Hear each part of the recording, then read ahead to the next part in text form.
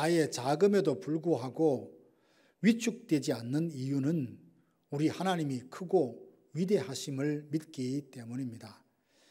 오늘 하루도 살아계신 하나님께서 불꽃 같은 눈동자로 우리를 지키시고 주의 날개 그늘 아래 품어주실 것을 믿습니다. 이 시간 다 함께 사도신경으로 신앙을 고백합니다. 나는 전능하신 아버지 하나님, 천지의 창조주를 믿습니다. 나는 그의 유일하신 아들 우리 주 예수 그리스도를 믿습니다. 그는 성령으로 잉태되어 동정녀 마리아에게서 나시고 본디오 빌라도에게 고난을 받아 십자가에 못 박혀 죽으시고 장사된 지 사흘 만에 죽은 자 가운데서 다시 살아나셨으며 하늘에 오르시어 전능하신 아버지 하나님 우편에 앉아 계시다가 거기로부터 살아있는 자와 죽은 자를 심판하러 오십니다. 나는 성령을 믿으며 거룩한 공교회와 성도의 교제와 죄를 용서받는 것과 몸의 부활과 영생을 믿습니다. 아멘. 하나님의 말씀은 사사기 7장 7절 말씀입니다. 여호와께서 기드온에게 이르시되 내가 이 물을 핥아 먹은 300명으로 너희를 구원하며 미디안을 내 손에 넘겨주리니 남은 백성은 각각 자기의 처소로 돌아갈 것이니라. 아멘. 세상은 크기와 양으로 승패를 가르려고 합니다. 그래서 자금이 때로 큰 흠인 것처럼 여겨져서 사람들은 더 크게 보이려고 자신을 과장하기도 합니다. 목적도 없이 더 강해져야 된다, 더 커져야 된다라고 하는 생각은 우상 숭배로 이어지게 됩니다. 많은 교회가 안타깝게도 세속화의 길을 걸으며 이 세상을 따라가고 있지 않습니까? 거룩한 삶을 사는 것과 하나님의 나라를 건설하는 것보다 교회당 건물을 더 크게 짓고 모이는 숫자를 부풀리는 데 총력을 쏟는 교회들이 있습니다. 교회가 세상과 같아진다면 세상의 빛과 소금의 사명을 감당할 수 없습니다. 교회는 성공시켜야 될 기업이 아니라 자라가야 될 생명 공동체입니다. 그러므로 교회를 구성하고 있는 각 사람이 그리스도 예수 안에서 온전한 연합을 이루어서 거룩하게 빚어질 때 이 세상의 빛과 소금으로서 거룩한 영향력을 발휘할 수 있습니다. 그런 점에서 사사 기드온과 300명 용사의 이야기는 우리의 자금이 하나님의 역사를 경험하는 데 아무런 장애가 되지 않음을 보여줘 도전과 위로를 받게 됩니다. 사사 기드온은 미디안의 압제로부터 이스라엘을 구원할 자로 부름을 받았습니다. 그는 여호와의 사자를 만날 때까지 숨어서 밀타작을 하며 변화보다는 적응을 선택했고 얼마나 의미 있고 행복하게 살 것인가 보다는 죽지 않고 살아남는 데 집중하며 살아왔습니다. 그러나 여호와의 사자가 그를 보며 큰 용사라고 불러줍니다. 하나님은 그로 하여금 큰 용사가 되도록 준비시켜 주십니다. 내가 너와 함께 하겠다라는 약속을 통해서 그로 하여금 영적 자신감을 갖게 합니다. 말씀하신 바를 친히 성취하신다는 믿음을 심어 주십니다. 그리고 바알의 제단을 허물어뜨리고 멀쩡한 모습을 보이며 사람들이 그토록 목을 메이는 바알이 아무것도 아니라는 것을 삶으로 보여주었습니다. 바알의 제단을 허물고 하나님과 무너진 관계를 회복한 후에 미디안과 전쟁을 하게 됩니다. 미디안과 전투를 하기 위해서 사람들을 모았더니 부름을 받고 모인 사람이 3만 2천 명이었습니다. 이 숫자로 미디안 군사와 싸우려고 하면 한 사람이 4명을 감당해서 싸워야 하니 버거운 싸움임에 틀림이 없습니다. 그런데 하나님께서 기드온을 따르는 사람이 너무 많다 하십니다. 이대로 전쟁에서 승리하게 되면 마치 자신의 힘으로 전쟁에서 승리했다고 할 것이 너무나 분명하기 때문입니다. 하나님은 싸우려고 모여든 사람들 중에 두려워하는 사람들을 다 돌려보냅니다. 그랬더니 무려 22,000명이 그냥 집으로 돌아가 버렸습니다. 사람들 중에는 도무지 승산이 없는 전쟁이라 생각하며 두려워했던 사람들이 그만큼 많았다는 증거죠.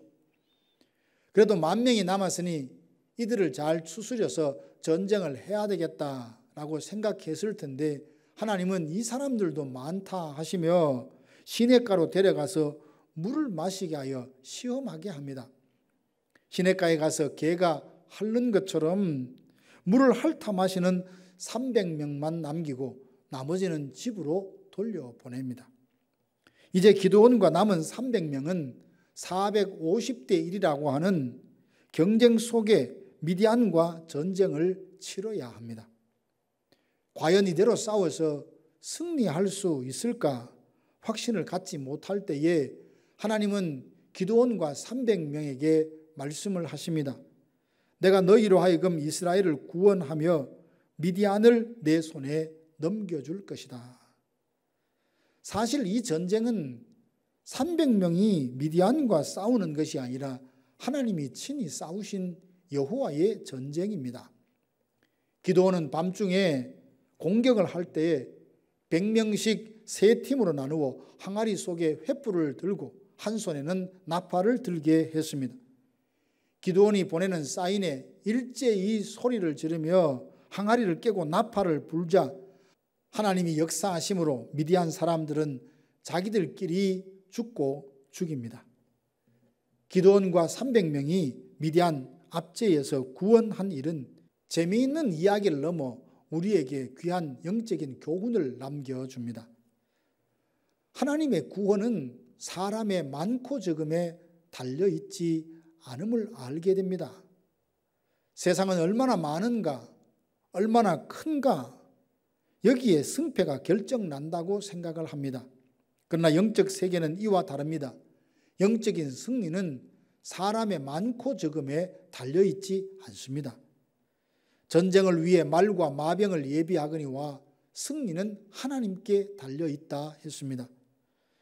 기드온과 300명이 미디안과 싸워 승리할 수 있었던 것은 300명이 최정예 군인으로 잘 훈련되었기 때문에 한 사람이 천을 감당할 수 있는 용사들이라 이 전쟁에서 승리한 것이 아닙니다. 하나님이 함께 하셨기에 승리할 수 있었습니다. 하나님의 구원은 사람의 많고 적음에 달려있지 않습니다. 하나님의 승리는 칼과 단창에 있는 것이 아니라 만군의 여호와의 이름의 능력을 믿는 믿음에 달려 있습니다. 지금 우리에게 필요한 것은 더 많은 숫자가 아니라 우리 각 사람이 참된 그리스도인으로 거듭나는 것입니다. 하나님을 친근히 여기는 한 사람이 천을 감당할 수 있다고 했습니다. 실제 성경에는 소수가 다수를 상대로 승리를 거둔 예는 얼마든지 있습니다. 하나님은 엘리야 한 사람을 통해서 바알과 아세라를 섬기는 850명의 선지자들과 겨루어 이기게 하셨습니다. 하나님은 바울을 통해서 아시아와 마게도냐와 아가야 지방과 로마에까지 복음이 전해지게 하셨습니다. 하나님의 역사는 숫자에 연연하지 않습니다. 비록 소수라도 각 사람이 하나님의 손에 붙들려 있다면 하나님은 그들을 통하여서 놀라운 일을 해내십니다. 가나안 땅을 정탐하고 돌아온 정탐꾼들은 한결같이 그 땅을 악평하며 그 성읍은 견고하여 그 땅에 살고 있는 사람들은 거인이라 우리는 도저히 정복할 수 없다고 부정적으로 보고를 합니다. 그러나 같은 상황, 같은 장소를 보고 여호수아와 갈렙은 긍정적으로 보고하기를 하나님이 우리와 함께 하시면 능히 취할 수 있다고 말합니다. 10명의 정탐꾼들은 자신의 경험과 이성의 잣대로 그 땅을 보니 도저히 정복할 수 없는 것으로 여겨졌습니다. 그러나 여호수아와 갈렙은 믿음으로 보았기에 하나님이 함께 하시면 능히 취할 수 있다고 보았습니다. 오늘날도 마찬가지입니다. 우리가 가진 것이 고작 300분이라 할지라도 하나님의 능하신 손에 붙들리기만 한다면 13만 5천 명의 대군을 상대로 능히 승리할 수 있음을 믿습니다. 스스로를 작다 여기면서 자기의 자금을 핑계 삼아 위축되고 주눅든 모습으로 살아가는 것은 하나님이 기뻐하지 않으십니다. 하나님은 믿는 자를 통해 역사하십니다. 말씀과 기도로 견고한 믿음 위에 서서 날마다 하나님의 능하신 손에 붙들려서 비록 300명이라 할지라도 13만 5천과 싸워 승리케 하시는 하나님의 그 구원의 역사를 삶의 현장에서 경험하는 성도들이 되시기를 주님의 이름으로 축원합니다. 다 함께 기도하겠습니다.